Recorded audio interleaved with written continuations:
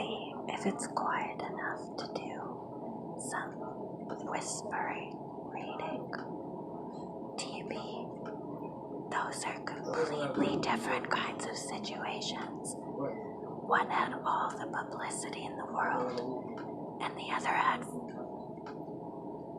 virtually, I would assume, no publicity. It's not the case here. I can see how it's possible for a newspaper to get on such a crusade and rescue someone. They can do good, but it's also possible for them, in their zeal to fill column inches and minutes on the evening news, to publicize in a sensational way the criminal justice system and harm a defendant who has not yet had his day in court. And the harming, I think, is much worse than the occasional time they do something to help an innocent person. Most defendants aren't harmed by excessive press coverage because the news media can't make their living off the run-of-the-mill burglary. In that case, usually all you have is the name of the victim, the accused, and a brief summary of events right up to the trial.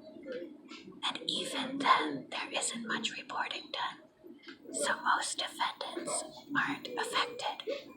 But in the hard cases, where the pressure is on the judge and on the system to perform and the press comes in and creates even more pressure, it multiplies the chance for error. AJ, well, we got off to a rather rocky start here today, and I don't know whether we're going to get productive or not, but I'm going to run my list and tell you what I think.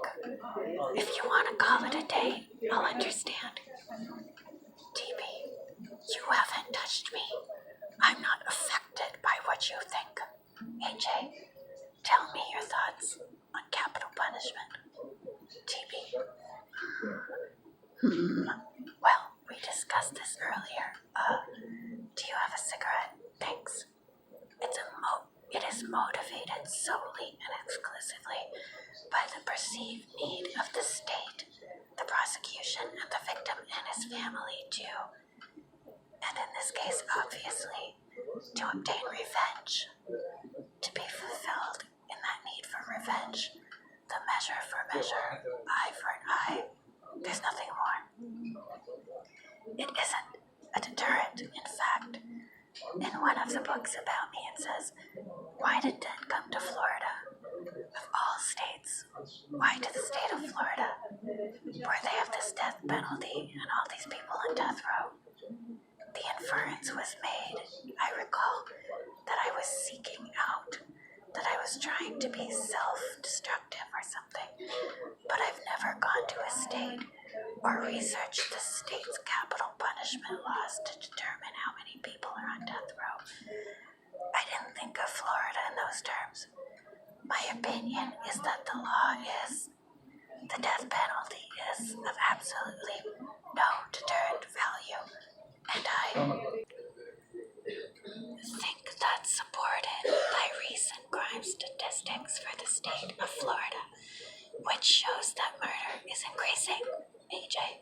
Of course, so is the population, and so are the complexities in our lives, which drive a lot of us to the brink.